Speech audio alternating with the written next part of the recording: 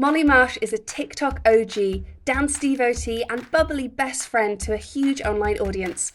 Posting across TikTok, Instagram, and YouTube daily has grown her collective audience to over 680,000 and is showing no sign of slowing down. In this episode of Creator Behind the Influence, Molly shares her secrets to success, including her modern-day Trapp family, meeting TikTokers in real life, and keeping her dating life private. Keep listening to discover more.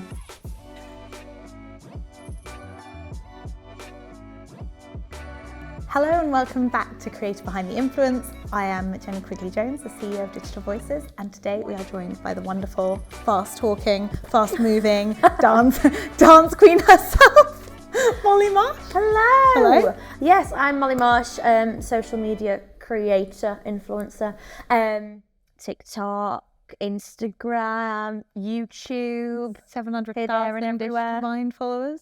Is that what it is? Yeah, it's a bit more, I think, but yeah. Yeah, how do you feel about that? I mean, my main platform is TikTok, which I think is 650,000. So then there's the YouTube that I think that's 7,000, and then Instagram is about 25,000. So we've got different audiences on each one, which I really like, but they're all nice and spread out. But it is all one big community, and I do love it so much. I really do enjoy it. But TikTok is my baby. I've done it for about 5 years now. So how did you get into it? Were you one of the Musical.ly TikTokers? Yes, the grandma of Musical.ly now. So Musical.ly, when was that? 2015? 2015, yeah. It was way back in the day, and it was the thing at the time before it turned into TikTok. And yeah, I kind of just did like comedy skits, little bits and bobs with my sister on there. And they seemed to take off. It did really well.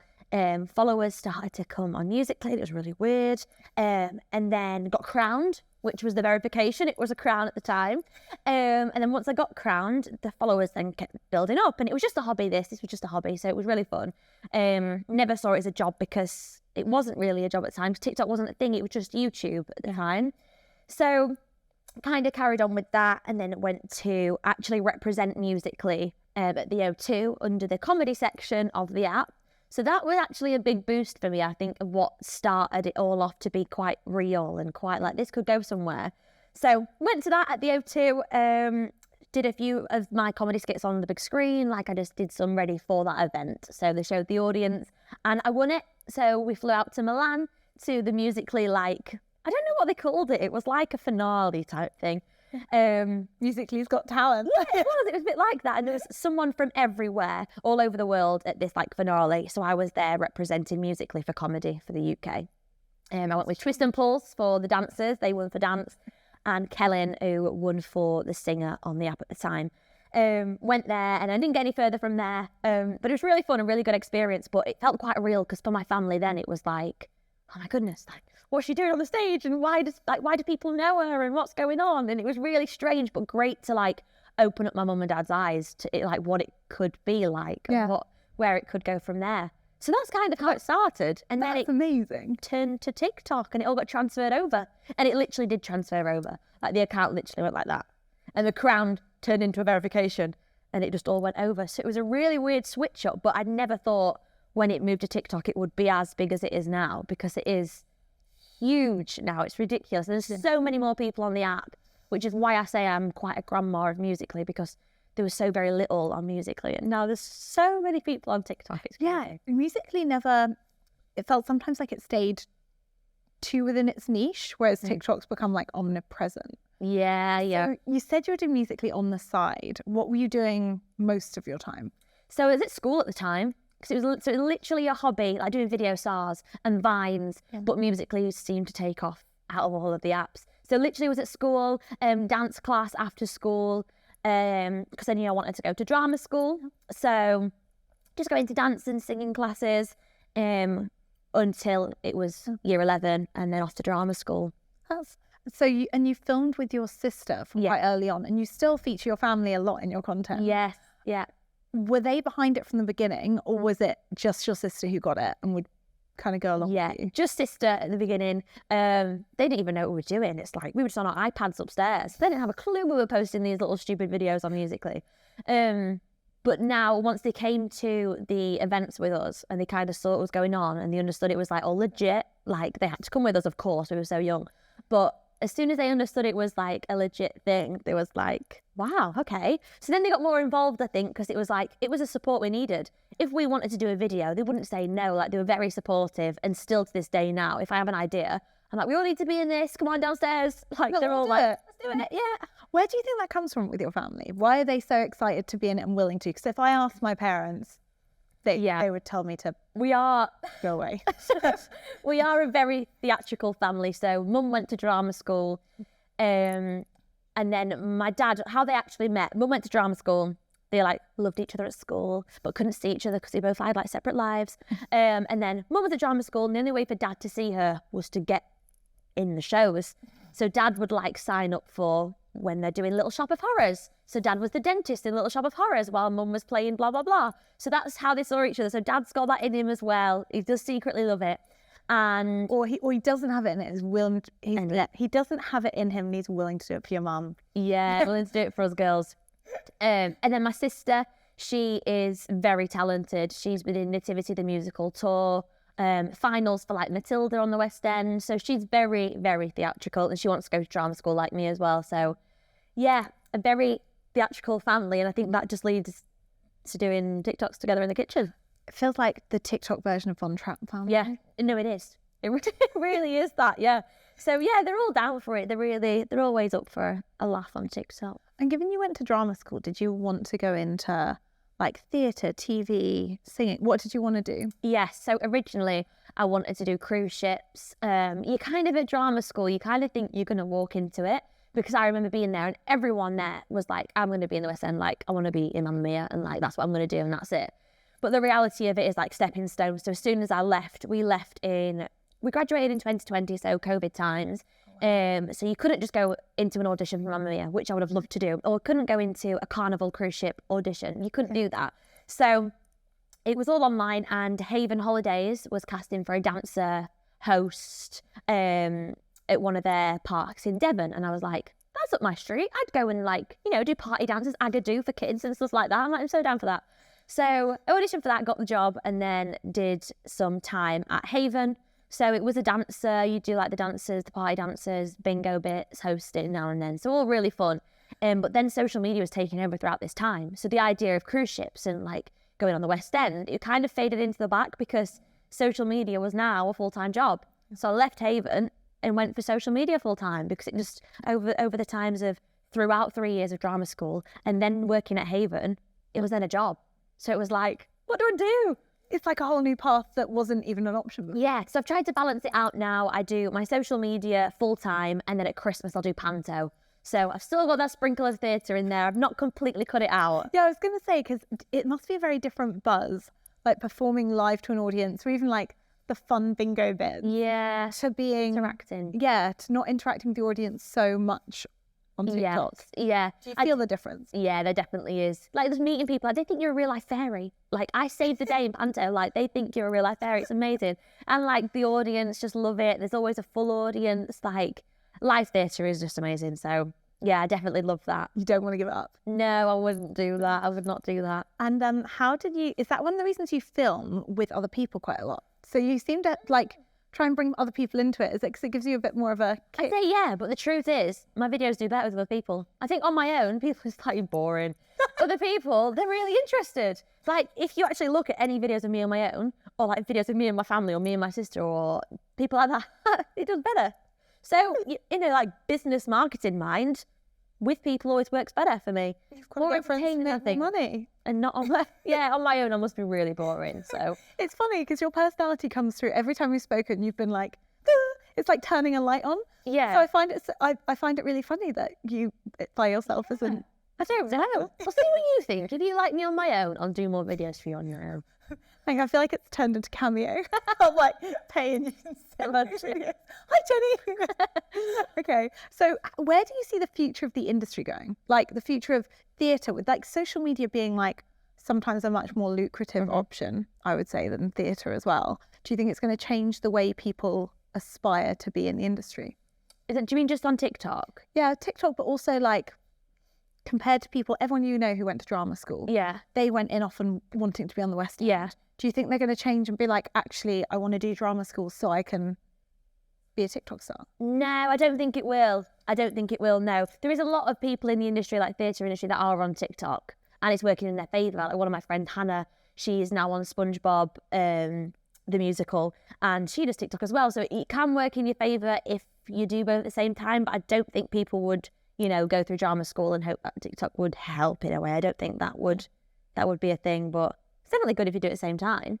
Did you talk about it when you were at drama school? Did people know? Because like there are like theatre and music purists, aren't there? Yes, I did do social media at drama school, but it wasn't full time. It was just like I'd go on a weekend to the events. On a weekend, I'd sit and do my brand deals. So it was like splitting the time between drama school and then going home and doing my social media stuff. So it was like non-stop really. But it'd even like be getting home and like even sometimes in breaks, you know, like how it can be with like brands and timings, like we need it by 2:00. Well, I got a ballet class, a tap class and a singing class before then. So it'd be like in the breaks, trying to fit in, squeezing in, doing content. And so it was a hard balance, but I feel like that's what's made me successful now is that consistency and determination, to get it done. Yeah, you are very professional in the way you work. Thank you. So, yeah, it's because you've been put under so much pressure. Yeah. Well, I had a gun to my head, like, gotta get it done on time. But yeah, that's really cool. I think that discipline also comes from drama school, though, like being there on time to that lesson else, if not, you're not in the show, or have you got a black bubble in your hair? Is it blonde? Like, the littlest of details, I think that has definitely built me into, like, the way I work now with brand deals and stuff like that. Do you find a difference when you meet other TikTokers at, like, events or at the big Musical.ly event? Do you find it interesting that you probably approach work in a different way? Yeah, I do actually. I do, yeah, but too. I think because I've done it for so long from Musical.ly, and like I say, I feel like a grandma of the app. People who kind of started in lockdown and have kind of flew to like 4 million followers, there definitely is a difference because that has come to them so quick. And I feel like maybe the knowledge is maybe lacking a bit. But when I've done it for so long and kind of seen the process and been in it for a long, like it's took me a long time to get where I am now. And there's people who started like weeks ago and have flew past in like followers. Do you know what I mean? Yeah. But yeah, there's definitely a difference in people. I think it's just the knowledge though of how to make it into a job and how to be a nice person and not just be like straight to the head. Yeah, I think you see that sometimes with like people when they get very big very quickly, or when musicians get signed. Sometimes there's like, well, great now. And I think the level of work that it takes to sustain, especially relationships with brands. Yeah, oh, definitely. That communication that probably people won't do if they're new to it and kind of just jump to it straight away. Yeah, definitely a difference. What has been your like, oh my God, can't believe this is my life highlight? It would have to be the ITV press trips. So going to Love Island villas, that was just amazing. The Britain's Got Talent stuff. I think more of the trips I really enjoy. When I'm going on a trip and I'm there to create content, that for me is like, oh my goodness, like I love this. This is what I want to do. Like promoting something whilst genuinely enjoying it and being somewhere, not just in your bedroom. Do you know, there's something different about being somewhere like on a set or behind the scenes of somewhere, things that are going to interact with people as well. What I'd want to watch is what I like filming. Yeah. So I'd love to watch someone do a secret tour of like the villa or backstage at BGT. That's what I want to watch. So yeah, I enjoy it. Beds are comfy on the Love Island. We weren't allowed to sit on them. We wasn't allowed to sit on them, no. So I can't tell you that fact. I'm so sorry. What's the point of that? No, I did see the secret mics in the beds. That was my like little secret. I was like, oh, I saw the mics. They're just like poking through like that. Oh, I don't know if that would make me feel happy going to sleep or really stressed. Yeah. Yeah, sorry. Guess if you're going on Love Island, you don't mind.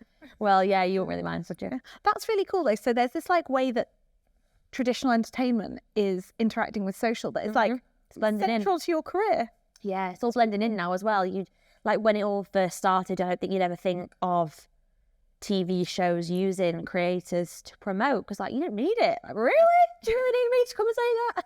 No. But it's working. Yeah. And TikTok is such a platform now where word spread, and if something does well, it does well, and everyone will see it.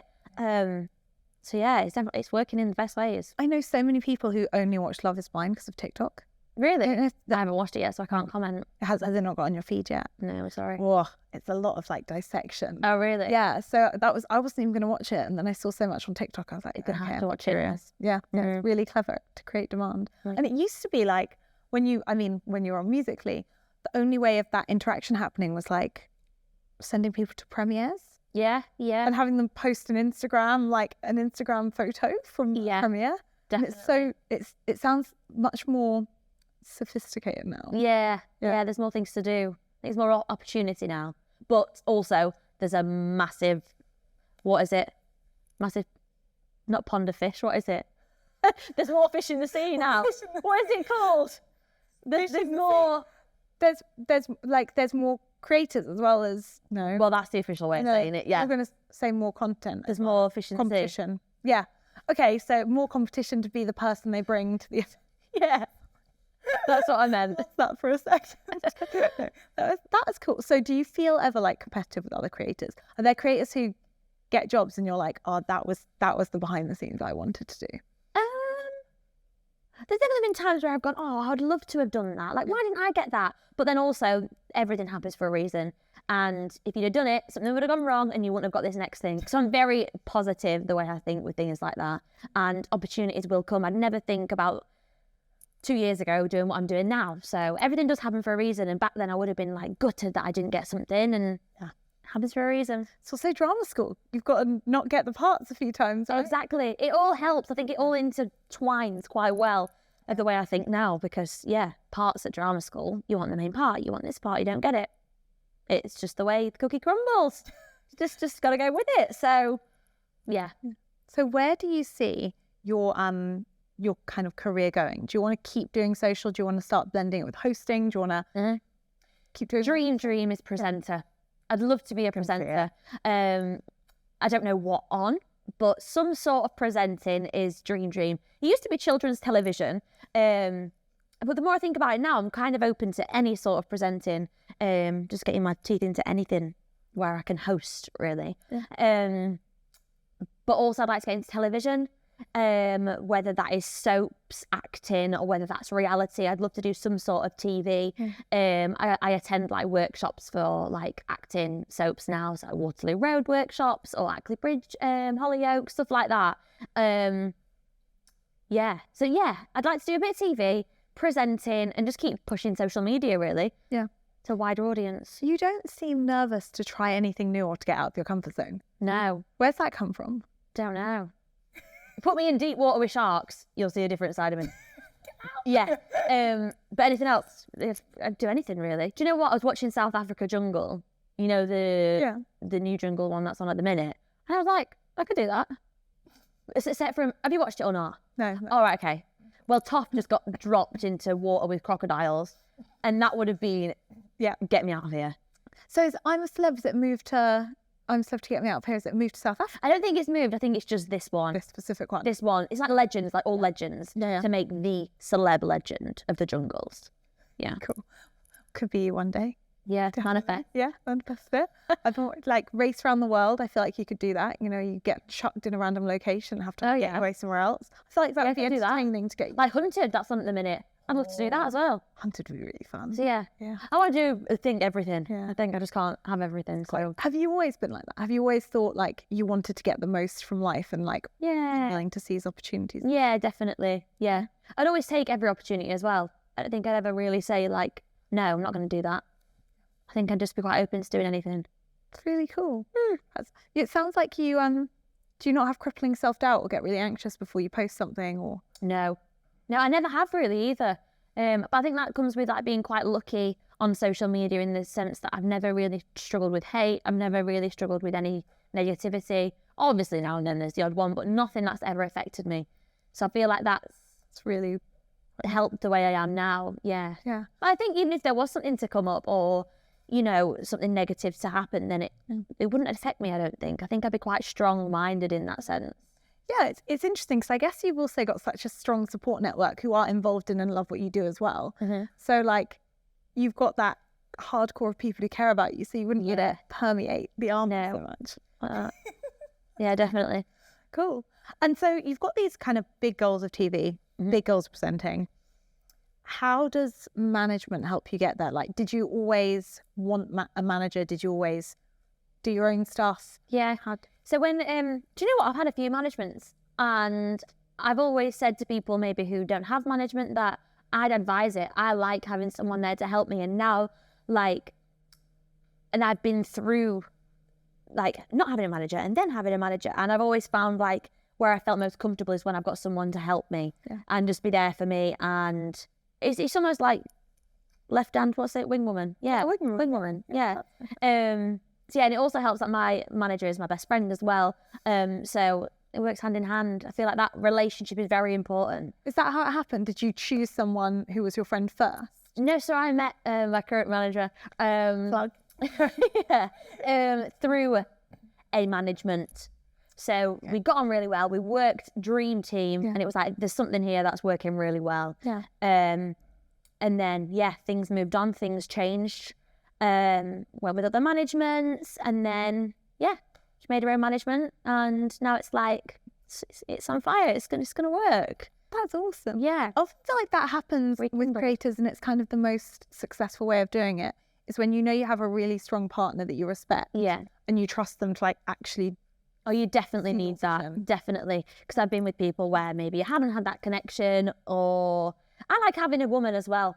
I think having a girl, it's just nice. It's just better vibes, and they understand you really well. They've got to understand what you want to promote, what you wouldn't want to work with, know you really well, your goals, where you want to be, and really understand you. So then you can trust them completely. Yeah. So I'd always advise it to someone. It takes a lot of communication and openness, I think. Yeah, definitely.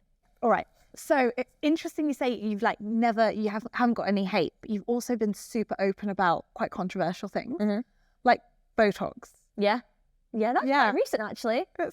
Yeah. How did that journey come about? How did you decide to share it on social? Yeah. And what was the reaction from? So that was one thing, like for me, I am quite against like, I'd never get filler, I'd never get anything like that. I'd never want anything done to like change me and all this. It's a really weird one. I had a problem with my jaw, and I still got this problem with my jaw, and online botox would help it. Like relax that muscle, you won't be so tense, you won't pop, lock, jam and break. I was like, right, okay, this is what I need. And I thought if I'm getting it, I want to document it, because I'm someone that's like, don't get that, don't do this, it's not good for you. Again, grandma. So I was like, I'm going to post about it. And yeah, of course, that could come with hate. And what I've seen, I haven't seen any negativity. Maybe there is, but I don't really look at it anyway.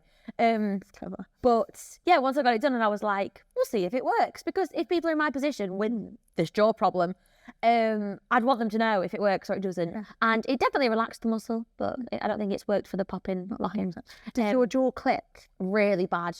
Yeah, really bad. Okay. You'd probably hear it on the mic if I started doing this jaw thing. It's ridiculous. And sometimes I wake up and my jaw is locked. So I try and brush my teeth. I'm like, I cannot brush my teeth this morning. It's just not happening. Yeah. You're so positive about it. I'm like, that's pretty harrowing, and that you're there like, it's going to be great. What I have to do is I've got to go to a chiropractor. Chiropractor. Yeah. Is it linked to your back? Oh, no. They just go like this. You lay down, and then they put the hand there, and they go, ready? 3, 2, 1. Like this, and you hear a massive crack, and then the people, I don't know if they're faking it, but they go, oh my God, yeah, it stopped. Like that, and then it's back to normal. And have you ended up on jaw lock TikTok? Did it then? Yeah. Oh, I've been a deep hole of jaw lock TikTok. Yeah. And everyone, chiropractor, helps. Then they walk out and they're like, I can move my jaw. Because I've seen the chiropractor TikToks, but I didn't know there's a specific subset of jaw locking. Have a look tonight. Yeah, okay, I will. Yeah. So do you struggle to move your... Yeah. Oh, I don't know if you could hear it or not. Yeah. Can you hear that? Yeah, I can hear that. Can you pick that up on the mic? This is just there. You terrified, Kerry. Yeah. Oh. So if I just open my mouth and yawning, eating, teeth. Yeah. No, lie, does not hurt. No. Doesn't hurt. The guy did the Botox said, is it painful? I said, no, it's just annoying. Yeah. So I can hear it in my head. It's probably really loud for you. Yeah. Yeah, it is. Okay, fair. It's interesting. So you would never advocate getting... Because they did face mapping for you, didn't they? As well? Yeah, they did. Yeah. That was interesting, but also very dangerous, because I was like, do it all to me. Yeah. Make me symmetrical. But you would never advocate someone else getting filler or kind of the cosmetic? No. Yeah. I'm all about, like, just be you. Like, you've been given this face for a reason. Do you know what I mean? Yeah. I could completely, 2 years' time, I could watch this back and be like, another person. Yeah, literally. But as now as it stands, I'm just like, no. It's interesting because like Musical.ly had a much younger audience than TikTok. Yeah. So did you feel, is that because you were also making content so young? Yeah. Is that where that sense of like responsibility came from? Maybe. Yeah, and I do know that my audience is very young. Because I think they're the OGs of like, they were like the group on my Musical.ly and they followed me. So I know how young they were. And when I like meet people like still now, they're young. And I think that probably comes with like, don't be silly. Let's not swear. Like, so I think that's always come with me in that sense. It's like you're not doing kids TV on your TikTok, you're doing Queen's TV. Yeah, and just be sensible and don't say you wouldn't say it's like your sister. You know? Do you purposely try to, because even though your family and your friends are in your content a lot, do you then try to create a divide between like certain other aspects of your personal life because you don't want to I kind of just put it out there? Or I don't know. I feel like I will share anything. I'm very open to like speak about anything on my social media. But I think it goes into one, like I spoke about things with mum and then I've like done videos with my sister. So I feel like it all just blends in. Like I'd never keep anything separate. So would you do like, do you remember on YouTube those old like boyfriend tag videos? Yeah. Would you do those? Yeah, I think I would. Yeah. I mean, like my ex-partner, he was in some of my TikToks. Yeah. We did brand deals together. Like it was really fun. I really enjoyed it. So yeah, I definitely would do that. Yeah. If and when I get a boyfriend. Are you going to do that as part of your new dating? If you date, just be like, would you be in a boyfriend? Would you? Yeah. Okay, I feel like it could be on your on like your Hinge. It could be on the voice prompts. Do you know I've never used dating apps and I never will. Yeah, so lucky me to try and find somebody. I'm going to meet people in person. Yeah, it's definitely the way forward. Yeah, I don't know about dating apps. No, I don't know. It's Again, funny, I'm actually a grandma. Yeah, like so much of your life has completely changed from social media, but you wouldn't use apps to find a partner. Yeah. No. Cool. I can't be bothered with it. Even a FaceTime, it's like, ugh. I'd rather just meet up. Let's go for like a coffee. Let's go for a walk. Let's go like, but then you could get murdered. Pure. Quite easily, especially if it's so again, random. Don't meet someone. If I can meet someone in person as well, sometimes they're the ones who are like craziest. Don't go, yeah. Because they're willing to talk to you in the street. Yeah, and then I also don't think I trust someone if they're on a date. Yeah. So you're basically asking to meet a friend or someone through work. Yeah. Yeah. Cool. That you'll get there. It'll be great. Great. Cool. And then do you have any big plans for 2023? What are you excited to? Just this year, isn't it? 2023. Yeah. Wow. Yeah, I know. We're like 5 months in, which is harrowing. Ew. Nearly 6 months by the time this goes out. I want to travel. I want to travel in 2023. So yeah, I have some ideas where I want to go. Bali, Costa Rica, Hawaii, we've got booked. LA got booked. Las Vegas is booked with my family. It's going to be so yeah, quite a lot of traveling. Yeah. Yeah. That family-friendly destination of Vegas. Yeah. Wait till the content. It's going to be great. I'm excited. Yeah, you're just going to do the most wholesome Vegas trip. Do you know what is cute though? My mum and dad had their honeymoon in Vegas, and the reason that they want to go is because they always said like, we'll take our kids like when in the future, and it's their 50th. So it's like, how cute. That's really cute. I know. That's actually awesome. I quite like that. Okay, so you've got actual breaks, but you're going to make content throughout. Oh yeah, of course. Yeah. Do you know when we went to Florida, me and my sister did like this dance trend at every location we went to in Florida, and that did really well. So I feel like something like that again. You can do that around the world. Yeah, could do really well. You're just going to bring back like lockdown TikTok. That's your plan, isn't it? Yeah, it is. Yeah. Do you think the dance trends are going to continue on TikTok? I hope so. We love a dance trend. Me and my sister love a dance trend. We even like make something sometimes. We're like, we're going to start a trend, and it never takes off. Everyone duet this, everyone do this. No one does it. Yeah, and then you're like, 16 likes. Yeah. One person recreated. Stop trying to make fetch happen. I know, but that's one of the things where I just don't want it to ever die. Like, I just don't want dance trends to go out because we do enjoy them and it's fun. Thank you very much for listening to this podcast. We hope you enjoyed this episode and maybe we'll see you for the next one. Bye.